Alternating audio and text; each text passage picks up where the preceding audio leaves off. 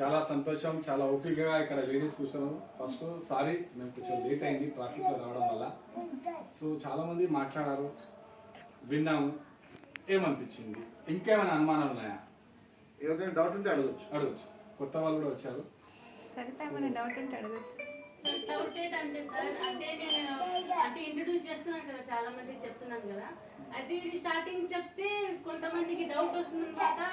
నువ్వు వారం అయింది, నువ్వేం సంపాదించినావు అంటే మీ అప్లైన్ ఎవరు ఉన్నారు ఇక్కడ? మేడంతో మాట్లాడలేదు, చెప్పొద్దు ప్లాన్స్. ఫస్ట్ మీరు ఒక 10 క్లాస్ మేడం తీసుకోవాలి, తర్వాత మీరు. సో లీడర్స్, నా పేరు టి వైద్యనాథ్ అండి. బై ప్రొఫెషన్ నేను అడ్వకేట్. సో నేను అడ్వకేట్గా ప్రాక్టీస్ చేస్తుంటే మీకు అందరికి తెలిసిందే ఒక లాయర్ లైఫ్ ఎలా ఉంటుంది. చాలా స్ట్రగుల్, చాలా ప్రశ్నలు ఉంటాయి. మా రోజు పనే ప్రశ్నించడం. సో అలాంటి తరుణంలో నేను కష్టపడుతూ నా లైఫ్ చేసుకుంటూ, నా పిల్లలని చదువుకుంటూ, మా వైఫ్ కూడా నాకు తోడబడుతూ, ఆమె పెళ్లికి ముందు బీఏ చేసింది, పెళ్లి తర్వాత ఆమె బీఎడ్ చేసింది. ఇంట్లో కూర్చుంటే బాగుండేసి ఆమె కూడా టైం పాస్ కోసం ఉండదు.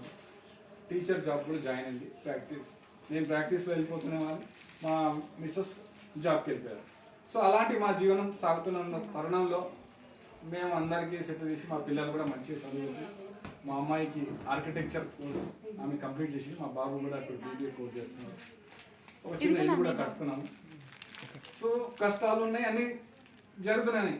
కానీ డబ్బు సంపాదించే కోరిక మాత్రం అందరికి ఉంది. డబ్బులు అందరు కావాలి, అంతే కదా? డబ్బులు అయితే అందరు కావాలి. సో నేను కూడా ప్రాక్టీస్ చేసేది, నేనేం సోషల్ సర్వీస్ చేయలేదు, నేను కూడా డబ్బుల కోసమే చేశాను. సో అలాంటి తరుణంలో నాకు చాలా బిజినెస్ ఆపర్చునిటీ వచ్చినాయి. నాకు అప్పుడు 2008లో షేర్ మార్కెట్ పరిచయం అయింది. సో నేను కూడా డబ్బులు బాగా సంపాదించి షేర్ మార్కెట్ నేను డబ్బులు పెట్టాను. దాదాపు 50,000 పెట్టి 5 లక్షల వరకు వచ్చింది. అప్పుడు ఆశ పెరిగింది. 5 లక్షలు వచ్చింది కాబట్టి ఇంకా సంపాదిద్దామనేసి ఒక 50 లక్షలు సంపాదించి నేను మళ్ళీ పెట్టడం పెట్టాను. ఆ పెట్టే క్రమంలో 25 లక్షలు నేను లాస్ అయ్యాను. సో మనం బయట చూస్తున్న ప్రపంచం అదే ఉంది. పెడుతున్నాము, ఆశతో పోతున్నాం.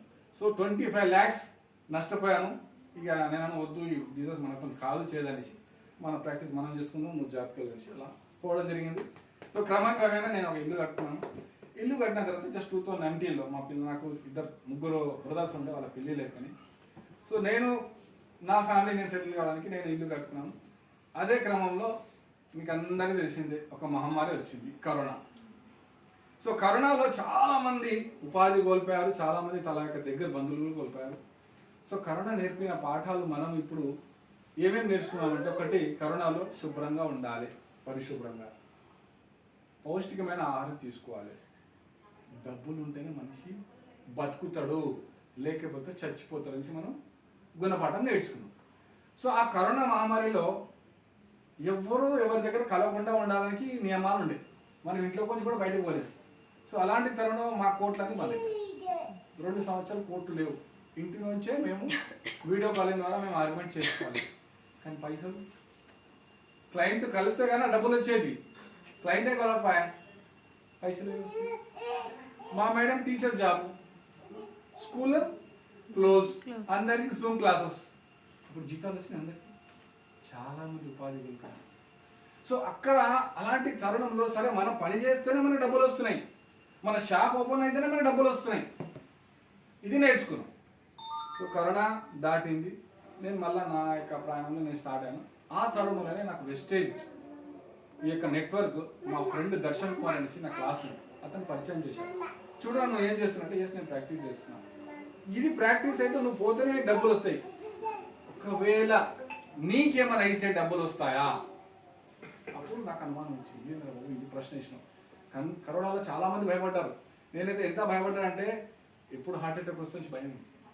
ఎందుకంటే చాలామంది భయపడ్డారు, దాంట్లో నేను కూడా ఒక సంపాదిస్తాను. సరే అలాంటి నెట్వర్క్ వస్తే నీకు ఇట్లా ఉంది, నీకు 2 లేక నాకు రెంట్స్ వస్తాయి, నా ఇల్లు కట్టుకున్న కలిసి రెంట్స్ వస్తాయి. కానీ అవి మన అవసరాలే తీరుతున్నాయి, కానీ అందరికీ కోరికలకి పెద్ద పెద్దగా ఉంది. సో అలాంటి వాళ్ళని నేను కూడా కోరుకున్న వ్యక్తిని. ఆల్రెడీ నేను 20 లక్షలు పోగొట్టుకున్నాను షేర్ మార్కెట్. సో అప్పుడు తర్వాత ఈ యొక్క